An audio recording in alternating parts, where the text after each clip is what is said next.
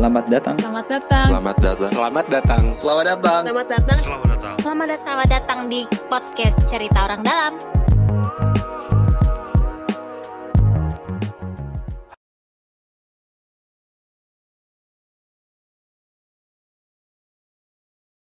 Banyak ya sepeda. Gitu. Yang tadi kita ngomong bike sharing, sebenarnya udah ada gak sih di Jakarta? Sebenarnya konsep gini, ketika kita pernah beberapa kali mengajukan atau nge-push gitu kali ya bahasa ininya untuk ada atau ya dimantik jadi pemantik lah kalau ini tuh ada konsep seperti ini gitu di kota-kota. Kalian bisa loh buat kayak gini gitu. Iya, kayak memungkinkan sekali di sini. Waktu ini omongan orang awam aja ya. Iya. Ketika konsep ini diperkenalkan tuh orang pasti yang pertama. Iya. Apa sih tuh? Langsung Enggak, bukan. skeptis ke? Nanti hilang sepedanya. Tanya netizen. Pasti itu. Nanti kalau sepeda saya bawa pulang bisa saya pakai gak? Itu pasti yang pertama kali langsung tercetus lah ketika ada konsep si bike sharing ini. Memang sangat mungkin kayak terlalu utopia banget gitu kayaknya, kayak kalau di sini tuh nggak mungkin gitu ya? kayak nggak ya orang-orang tuh kalau suka dibercandain kabel aja hilang mbak di sini apalagi sepeda gitu kan, itu pasti selalu muncul kayak gitu. Dan sebenarnya boomingnya si bike sharing juga nggak belum terlalu lama ini kan di beberapa kota di China, bahkan di sana tuh sampai trotoar ada aplikasinya juga kan kalau nggak salah ya. Betul. Jadi ada beberapa generasi sebenarnya si bike sharing ini. Yang paling booming itu ketika mereka sudah integrate sama apps dan tidak harus pakai dock. Jadi udah kayak ojol tapi udah nggak pakai drivernya adalah kita sendiri gitu. Itu yang paling booming di 2016-an kalau nggak salah, dan itu ada di Singapura, ada dulu, sampai ada bermacam-macam operatornya, bermacam-macam warna sepeda dan lain-lain gitu. Dulu heboh loh, ada foto yang jadi gunung lah. Buang-buang. Karena saking supply dan demand-nya tidak match gitu. Nah, itu pun ada, dan itu salah satu generasinya yang paling baru, dan sepanjang si bike sharing ini berevolusi gitu, kita juga selalu bawa konsep ini dengan yang dock, dengan yang tanpa dock, dengan skema bisnis yang kalau di Eropa itu kan kebanyakan public bike sharing, jadi kotanya yang ngebiayain, yang subsidize si bike sharingnya. Standar bike gitu. Kayak di Paris ada, di London kayak gitu-gitu tuh pasti biasanya mereka disubsidize. Nah, kalau yang di Asia ini makanya kenapa kemarin yang demand supply-nya beda, karena operator swasta yang banyak berperan di situ. Nggak terkontrol ya mereka. Nah, ketika sampai di Indonesia atau di Jakarta, ya itu bermacam-macam hal itu yang kita coba kenalkan. Kulturnya beda. Mungkin mungkin salah satunya itu, atau orang belum ada yang berani untuk ambil resikonya gitu. Tapi kita sempat operatornya nih maksudnya. Iya, betul. Kirain usernya. Karena salah satu yang menghalangi orang bersepeda, nomor satu itu adalah nggak punya sepeda. Yes. Jadi bukan masalah nggak punya kultur atau apa, tapi nomor satu adalah nggak punya sepeda. Jadi memang si bike sharing ini adalah salah satu komponen atau fasilitas bersepeda yang bisa ngedorong orang untuk bersepeda, karena sepeda disediain. Keputusannya nanti mereka akan pakai sepeda itu terus atau mereka nanti akhirnya beli sepeda sendiri kan berawal dari situ sebenarnya. Nah, itu yang coba kita, dan kayaknya dari 2018 sempat udah ada muncul satu operator swasta yang masih konsisten sampai sekarang. Tapi tapi akhirnya dia lebih banyak di kota satelit. Iya, di komplek dekat rumah gua ada sih. Di Bintaro, Serpong ya. Depannya G. Boleh sebut aja goes. Iya goes. Sebutin aja sih kayaknya. Iya, gak ada yang dengerin kita juga sih. Iya juga. Kita sudahi aja. Jadi gak usah lanjutin ya. Iya, jadi sih goes ini termasuk yang lumayan konsisten karena dia buka layanan terus gitu sampai di Monas kalau nggak salah sempat ada deh. Iya, di Monas sempat ada. Tapi Monas lagi nggak beroperasi kan. Jadi udah mau buka loh BTW kalau yang dengerin ini. Promosi.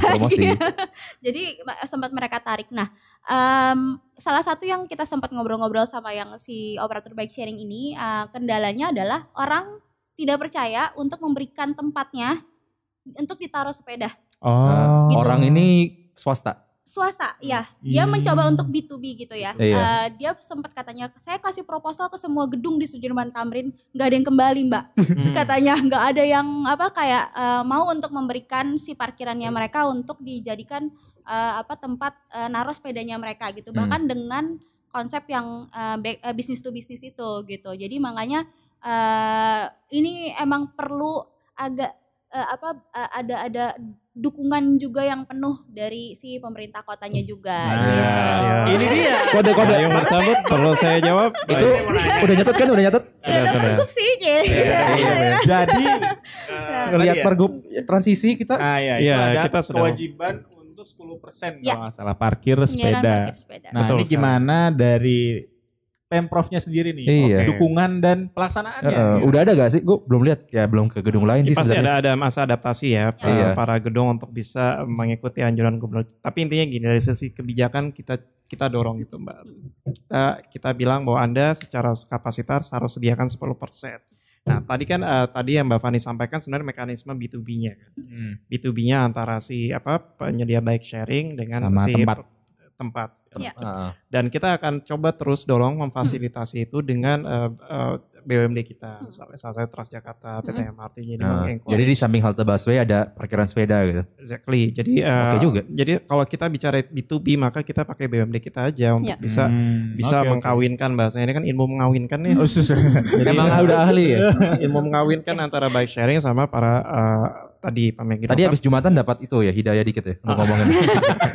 Luar biasa. Luar biasa. Tapi ingat saya ingin mention ya, tadi kita kait dengan supply dan demand. Di ilmu transport itu kan selalu kita memforecast demand tuh berdasarkan memforecast supply itu berdasarkan demand.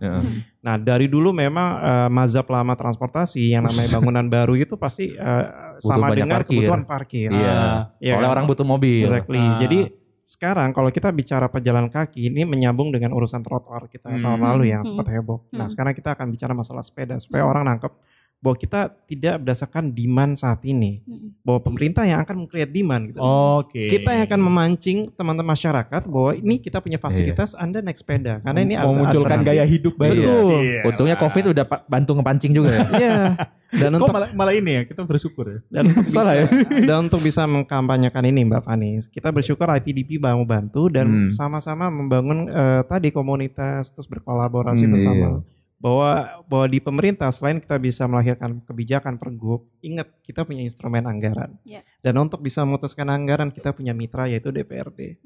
Dan kalau udah bicara DPRD kita tahu ranahnya politik. Jadi saya sampaikan apa adanya bahwa kita perlu dukungan seluruh elemen. Agak melebar ya ini, tapi gak apa-apa. Bahwa ini kita prioritas anggaran. Apa adanya aja. Bahwa kita kalau bicara prioritas anggaran ya udah instrumen. Kalau gak punya duit mau bangun jalur sepeda dari pakai apa gitu. Nah itu masa masing-masing orang bawa pot bunga naruh jadi jalur. Makanya kita bikin Seru staging juga kan. ada. Kita bikin staging bahwa mungkin tahap pertama pakai pemisah jalan dengan rubber cone atau water barrier atau dan lain-lain. Dan kita coba gali potensi apa yang BUMD bisa chip in di dalamnya. Ngais-ngais lah apapun yang kita punya gitu. Bahasanya Membantu Pak, membantu. Bapak ini alternatif. Emang kita Karena kita nggak mau kan angkutan umum jadi klaster baru untuk transisi. Ingat bahwa ini hal yang penting. Bahwa kita nggak mau ini mundur lagi ke masa PSBB. Kita harus moving forward tapi dengan norma baru. Menjadi adab baru. Masa yang apa ya? Masa apa tuh? sehat aman. Aman. Ini cari contekan dulu. Iya, aduh. Ini paparan bos sendiri gak dihafalin ya nih. Iya, pokoknya gitu. Intinya untuk norma baru ada baru bahwa semuanya harus bersatu padu lah bahasanya. Dan kita juga menyadari butuh adaptif ya tadi. Makanya perlu dikampanyekan lebih kuat lagi, lebih masif lagi. Iya.